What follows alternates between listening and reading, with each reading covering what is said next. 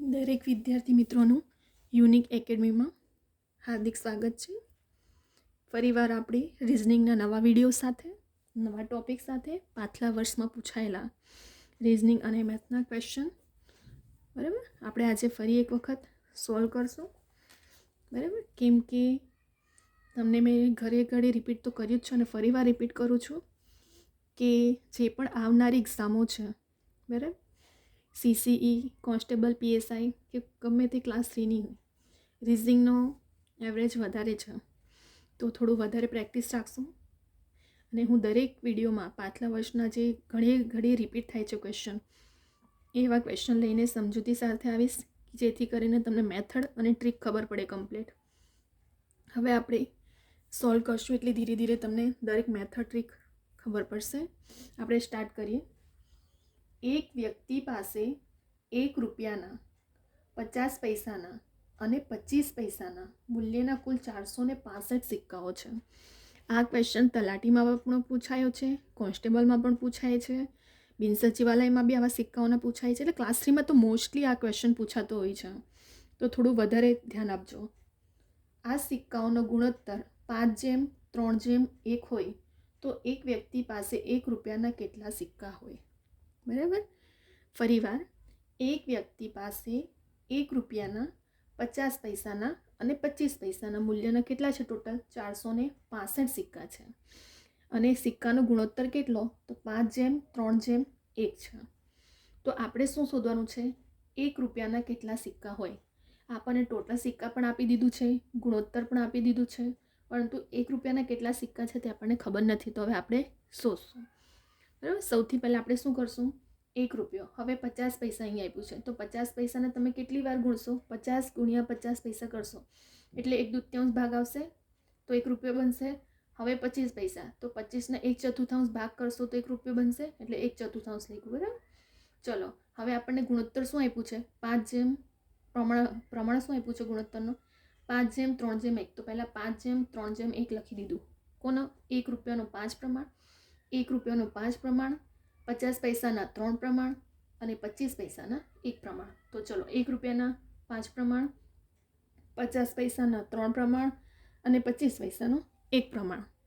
હવે આના પરથી આ જે સિક્કા શોધવાનું છે તે પ્રમાણ પરથી આપણે શોધીએ. ચલો, 5 × 5 આ ગુણોત્તરમાં છે તો 3 × 6 ને 4 × 4 મળી ગયો. 5, 6, 4. બરાબર, ફરી એકવાર આપણને સિક્કા આપી દીધા છે, ગુણોત્તરનું પ્રમાણ પણ આપી દીધા છે, પરંતુ કયા રૂપિયાના કેટલા પૈસા છે આપણને ખબર નથી. તો સૌથી પહેલાં આપણે આ તો 50 1 રૂપિયો છે, આ પહેલાં તો રૂપિયા બધા સરખા કરવા પડશે આપણે.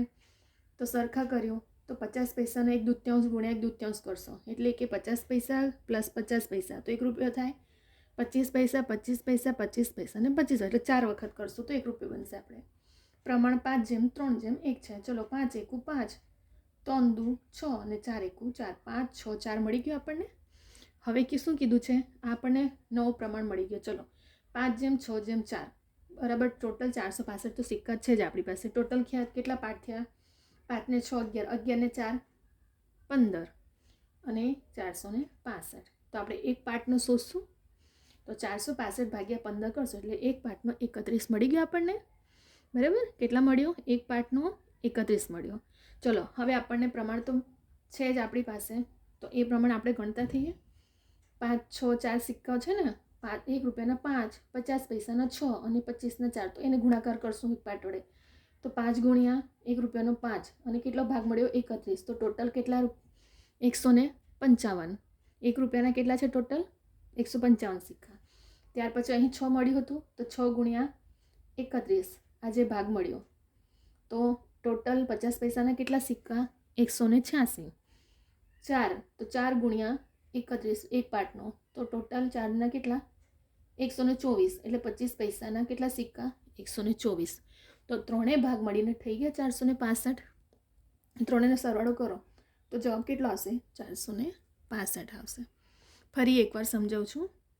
સૌથી પહેલાં તો આપણને 1 રૂપિયાના 50 પૈસાના અને 25 પૈસાના ટોટલ કેટલા સિક્કા છે? 465.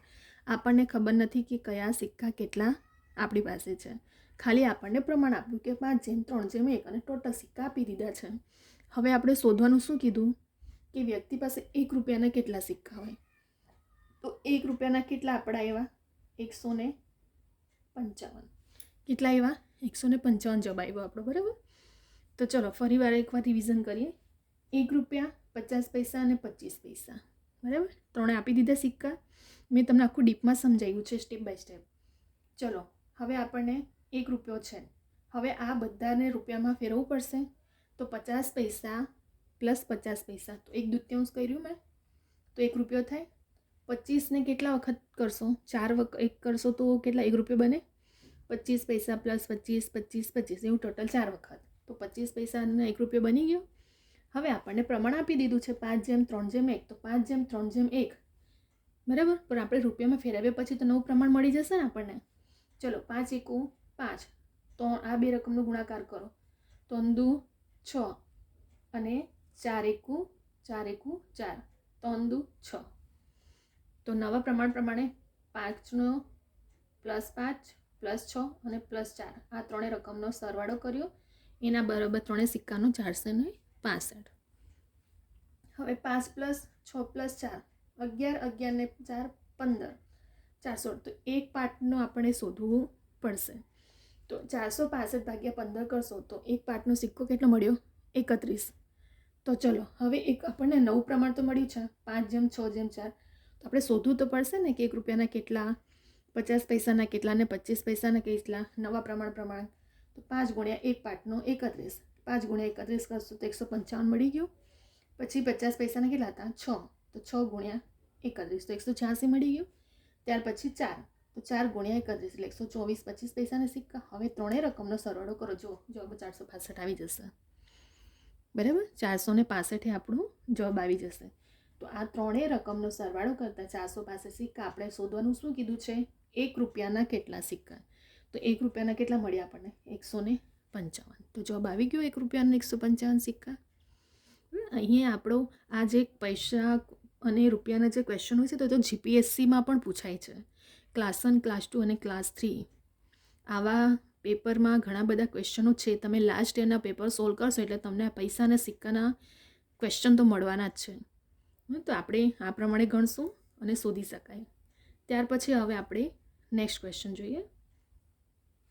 એક કામદારની મજૂરી પહેલાં 50% વધારાય છે અને પછી 5% ઘટાડાય છે. તો મૂળ મજૂરીમાં કેટલા ટકા વધારો કે ઘટાડો થાય? હંમેશા યાદ રાખજો કે જો પહેલાં વધારાય અને ત્યાર પછી ઘટાડવાનું કહે તો સૂત્ર આપણે આ જ યુઝ કરવાનું. A + B + AB/100. કયો સૂત્ર આપણે? વધારાય પ્લસમાં જો ટકામાં વધારવાનું હોય અને પછી ઘટાડવાનું હોય તો આ સૂત્ર આંખ બંધ કરીને મૂકી દેવાનું અને એમાં આપણે કિંમત મૂકી દેવાની. ચલો આપણે સ્ટાર્ટ કરીએ. A + B અને AB/100. તો ચલો અહીં 10 છે. બરાબર. અહીં આપણો 10 છે કેમ કે ત્યાં આપણને શોધવાનું કીધું છે 10% વધારાય છે. બરાબર. 10% વધારવાનું કહે છે એટલા માટે અહીં આ 10 છે. ચલો 10% વધારાય છે અને પછી 5% ઘટાડવાનું કહે છે. ચલો A + B + A/B/100 સૂત્રમાં આપણે કિંમત મૂકીએ. ચલો A કેટલા છે આપણા પાસે? 10%. B 5% ઘટાડવાનું કે એટલે -5. જો વધારવાનું કે તો આપણે ચિહ્નમાં બહુ મિસ્ટેક થાય છે સ્ટુડન્ટોને. બરાબર. પ્લસનું માઇનસ અને માઇનસનું પ્લસ મૂકી દો છો તો આખો જવાબ બદલાઈ જશે. આપણે પહેલાં વધારાય કહીએ તો પ્લસનું ચિહ્ન મૂકી દેવાનું 10. હવે આ સૂત્રમાં B ઘટાડવાનું કહે છે તો 5% એટલે -5 બરાબર AB/100. તો એ કેટલી કિંમત છે આપણી પાસે? 10. તો 10 × કૌંસમાં -5 મેં તમને એટલા માટે ચિહ્ન સાથે મૂકવાનું કેમ કે ચિહ્નમાં થોડી બી ભૂલ થાય તો આપણો આખો જવાબ રોંગ આવી જશે. તો બીની કિંમત કેટલી? -5/100. સૂત્રમાં કિંમત આપણે મૂકી દીધી. હવે +10 અને પ્લસ માઇનસ માઇનસ થાય. તો ચલો અને અહીં આપણે આ પ્લસ છે. બરાબર. તો અહીં આપણે શું થઈ જશે? આ પ્લસ છે પ્લસ. બરાબર. અહીં પણ આ પ્લસનું સૂત્ર પ્રમાણે છે. તો અહીં જ્યારે આપણે રકમને ફેરવશું ત્યારે શું થઈ જશે? આ પ્લસમાં ફેરવો અને અહીં પણ પ્લસ. ચલો એની કિંમત +10 -5 પ્લસ AB એટલે કેટલા 10 × 5 = 50 -50 આવ્યું છેદમાં 100. ત્યાર પછી 10 બેઠા મૂકશું અને -5 એટલે તમે હવે 0 0 કટ કરો 0.5 જવાબ રહ્યું 5 દુ 10 તો 0 વડે ભાગી જશે એટલે 0.5 આવી ગયો આપણો. હવે આ 10 છે અને 5 ઓછા ઓછા વધતા થઈ જાય એટલે -5 + 0.5 એટલે 5.5. તો 10 - 5.5 કરશું તો જવાબ કેટલો આવશે આપણો 4.5% વધારો થયો. ફરીવાર સ્ટુડન્ટ વિદ્યાર્થી મિત્રો, મોસ્ટલી દરેક સ્ટુડન્ટોને ભૂલ થતી હોય તો ચિહ્નમાં જ ભૂલ થતી હોય છે કે પ્લસનું માઇનસ ઉતાવળમાં કરવા જશો તો લોચા વાગશે. એટલે શાંતિથી ચિહ્નને ધ્યાનપૂર્વક અને રૂલ્સ રેગ્યુલેશન છે આપણા મેથ્સના પ્લસનું માઇનસના એ પ્રમાણે જ આપણે કૌંસ છોડવાનું અને ગણતરી કરવાની. ફરી એકવાર આ સમજાવું છું કે જો વધારે ટકા આપેલું હોય વધારાનું અને ઘટાડવાનું તો સૌથી પહેલાં આપણે શું કરવાનું સૂત્ર મૂકી દેવાનું A + B + AB ના છેદમાં 100. એની કિંમત કેટલી આપણી પાસે 10%. બીની કિંમત કેટલી છે -5%. હવે ચલો એની કિંમત કેટલી આ ગુણાકારનો સંબંધ છે AB એટલે ગુણાકારનો સંબંધ છે અહીં તો 10 × -5 કેમ કે ઘટાડાય છે એટલે અને છેદમાં 100. હવે +10 અને -5 પ્લસ કરીને 10 × 50 ગુણાકારનો સંબંધ છે એટલે 50 છેદમાં 100 +10 આવ્યું -5 ચલો 5 ને 10 બાકી રહ્યા તો 0.5 આવશે ભાગશું એટલે ચલો 10 માઇનસ પ્લસ તો 5 + 0.5 કરશો તો 5.5 જવાબ આવી જશે. ત્યાર પછી 10માંથી -5.5 બાદ કરશો તો જવાબ કેટલો આવશે 4.5%. એ આપણો શું આવ્યો કેમ કે મોટી રકમમાંથી નાની સંખ્યા બાદ કરશું તો પ્લસમાં જવાબ આવશે. પછી ત્યાં 5.5માંથી 10 - બાદ કરીને આવશો તો જવાબ જ બદલાઈ જશે તમારો. બરાબર, તો મોટી રકમમાંથી નાની રકમને બાદ કરીએ તો 4.5%નો વધારો આવ્યો. અહીં આપણો આન્સર આવી ગયો છે. બરાબર, ફરી એકવાર જો તમને ટકા આપી દીધું છે અને વધારા અને ઘટાડવાનું કીધું હોય તો ફટાફટ A + B + AB ના છેદમાં સૂત્ર પહેલી રકમને A ધારવાનું અને બીજી રકમને B ધારવાનું અને એ રકમ ધાર્યા પછી આપણે ફટાફટ આ જ સૂત્રમાં કિંમત મૂકી દેવાનું. શોર્ટકટ આ સૂત્ર ગણવા માટે. પછી તો આપણે બે સ્ટેપ બાય સ્ટેપમાં એક પોઈન્ટ આગળ ગઈશું કેમ કે જેથી કરીને તમને ચિહ્નમાં ભૂલ ના થાય ને તમે સમજી શકો. પછી પ્લસ માઇનસ અને ગુણાકારનો ABનો વચ્ચે ગુણાકારનો સંબંધ હોય તો પહેલાં કિંમત મૂકી દેવાની જેથી તમને ગૂંચવાડો ના થાય. પછી અહીં માઇનસ પ્લસ થઈ જાય છે અને મોટી રકમ ધનની છે -5.5 બાદ કરશો તો 4.5% આપણું શું આવ્યું વધારો આવ્યો. બરાબર, અહીં આપણું સિક્કાના બરાબર અને ટકાનો વધારો ઘટાડાનો આ ક્વેશ્ચન ઘણી વખત પાછલા વર્ષમાં પૂછાયું છે એટલા માટે મેં સોલ્યુશન કરાવ્યું છે તમારી પાસે. વિદ્યાર્થી મિત્રો, તમે નોટબુક પેન લઈને બેસો છો ત્યારે આ દાખલાને ગણીને સ્ક્રીનશોટ લેજો અને જાતે ઘરે પ્રેક્ટિસ કરજો અથવા તમે જો વિડીયો જોતા હોય તો સાથે સાથે પ્રેક્ટિસ પણ કરતા છો તો જેથી કરીને તમને પ્રેક્ટિસ વધારે થાય. બરાબર, અહીં આપણા 2 ક્વેશ્ચન સોલ્વ થઈ ગયા છે. હવે આપણે નેક્સ્ટ વિડીયો પણ લઈને આવશું રિઝનિંગના ઘણા બધા.